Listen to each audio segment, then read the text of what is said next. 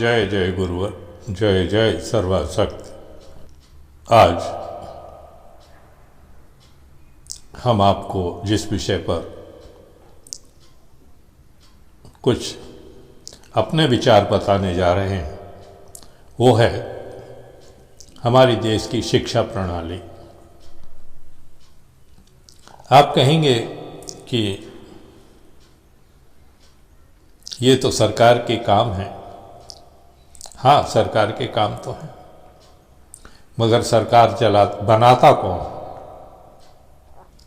सरकार बनाते तो हम ही हैं। और अगर हमारी सरकारें, बनाई हुई सरकारें, उस तरह काम नहीं करती हैं जिससे देश का विकास हो, हमारा विकास हो, जनता का, जन जनार्दन का विकास हो, तो हमें उसमें बदलाव लाने की ज़रूरत होती है। हमें ये अधिकार है कि हम उसमें बदलाव लाएं। हमें ये भी अधिकार है कि हम अपने विचार उन तक पहुंचाएं कि आप इस तरह के भी कुछ काम करें जिससे साधारण जनमानस का भला हो, अच्छा हो। इसी संदर्भ में हम आपको कुछ बातें शिक्षा के बारे में बताते हैं। हमारी शिक्षा व्यवस्था पता नहीं कितने हिस्सों में बंट गई है। एक वो हिस्सा है जो गांव का होता है, एक वो हिस्सा है जो कस्बों का होता है, एक छोटे मोटे शहरों का होता है, एक बड़े शहरों का होता है और एक विशालकाय शहरों का होता है। आप सोचिए कि हमारे युवाओं को, हमारे बच्चों को 5 हिस्सों में बांट दिया गया है और जो विशालकाय शहर हैं, जैसे दिल्ली है, बम्बई है, कलकत्ता है, चेन्नई है, बेंगलोर है, ऐसे शहरों में शिक्षा का स्तर बहुत ऊंचा है। वहाँ पढ़ाने वाले शिक्षक भी बहुत उच्च कोटि के हैं। ये नहीं है कि हर स्कूल उसी स्तर का हो, वहाँ पर भी स्तर हैं। जो गरीब बच्चे हैं, जो कि झोपड़ियों में रहने वाले हैं, क्योंकि इन शहरों में जहाँ विशालकाय इमारतें हैं वहाँ झुग्गी झोपड़ियाँ भी हैं। तो इससे ये भी हमारी समझ में आ जाता है कि हमारे देश का जो विकास हुआ है वो किस तरह हुआ है।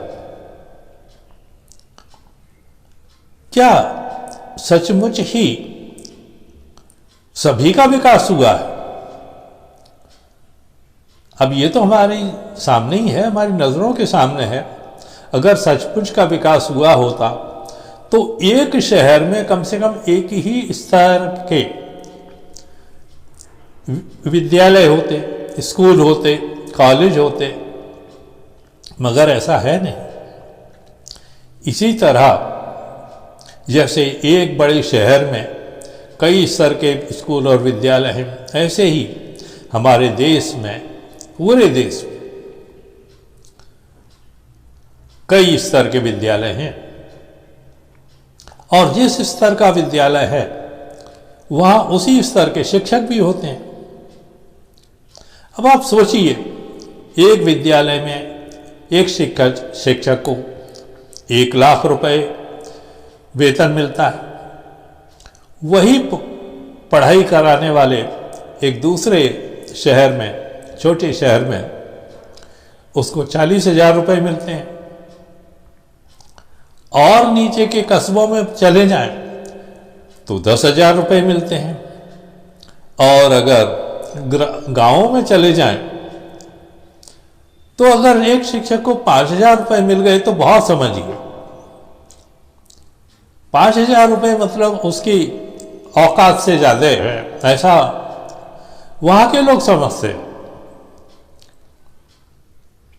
अब ऐसा नहीं है कि खर्चा कुछ इस तरह हो कि भाई शहर में तो बहुत ज्यादा खर्चा होता है, खर्चा तो गांव में भी होता है, और इतना फर्क नहीं है, जमीन आसमान का फर्क नहीं है। हम ये कह सकते हैं कि चलो शहरों में अगर 100 रुपए का खर्च है तो छोटे शहरों में 80-75 रुपए का खर्च होगा, कस्बों में 60 रुपए तक का खर्च होगा, और गांव में 40-50 रुपए का खर्च होगा। मगर स्तर अगर देखें शिक्षा का तो वो बहुत ज्यादा फर्क दिखाता है हमें। एक बड़े शहर का शिक्षक अगर 1 लाख रुपए लेता है और एक गांव का शिक्षक को मुश्किल से अगर 5,000 रुपए ही मिल पाते हैं, तो शिक्षा का स्तर अपने आप ही आप सोच सकते हैं। इसलिए हमारे देश में शिक्षा प्रणाली कुछ इस प्रकार होनी चाहिए ताकि सभी विद्यालयों का स्तर एक जैसा हो। सभी विद्यालयों में जो शिक्षक हों उन्हें एक शहर से दूसरे शहर भेजा जा सके। ये नहीं कि एक विद्यालय में एक शिक्षक पढ़ा रहा है तो वो जिंदगी भर वहीं पढ़ाता रहेगा। नहीं, शिक्षकों की अदला बदली विद्यालयों में होनी चाहिए, ये बहुत जरूरी है। और जब एक बड़े शहर का शिक्षक एक गांव में जाकर के पढ़ाएगा तो आप समझ सकते हैं कि शिक्षा का स्तर निश्चय ही अच्छा होगा। और ये शिक्षा हमारे बच्चों को, युवाओं को मिलनी चाहिए बिना किसी शुल्क के, बिना किसी खर्चे के। हाँ, पाठ्यक्रम की पुस्तकें वगैरह हैं वो अपना खुद खरीदें, मगर फीस के नाम पर कुछ भी नहीं लिया जाना चाहिए। शिक्षकों को जो कुछ दिया जाना है वो राज्य सरकार वहन करे, वो राज्य सरकार दे।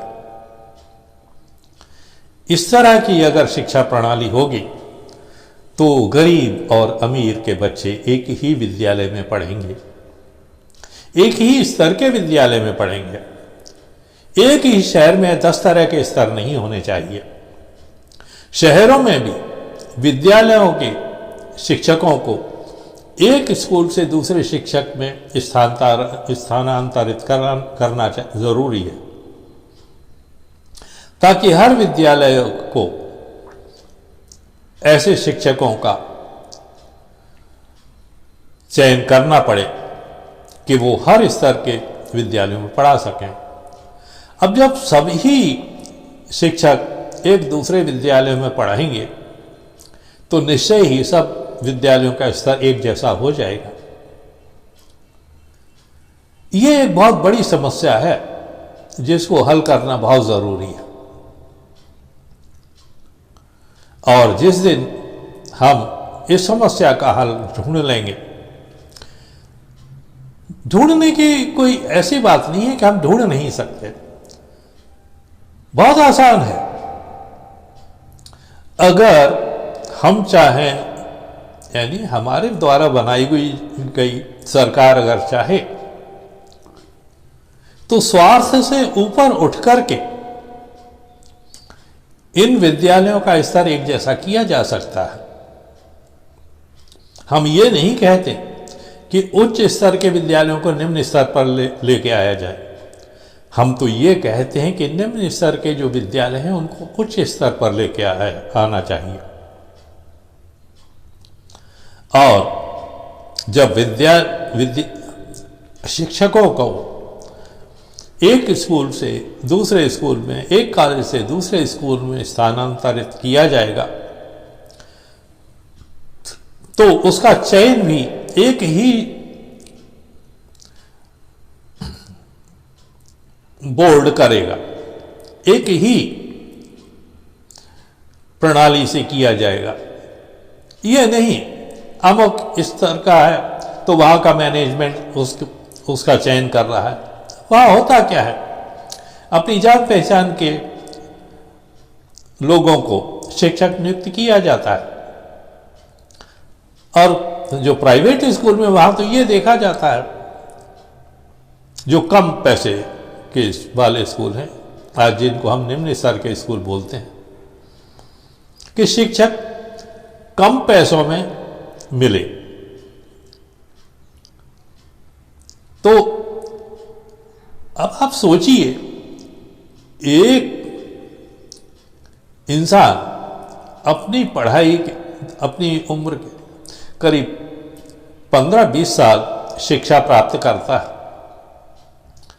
और फिर उसे ऐसे हालात में रहना पड़े जहां उसका गुजारा भी मुश्किल हो, तो उसकी मानसिक स्थिति क्या होगी। इसीलिए शिक्षकों का मान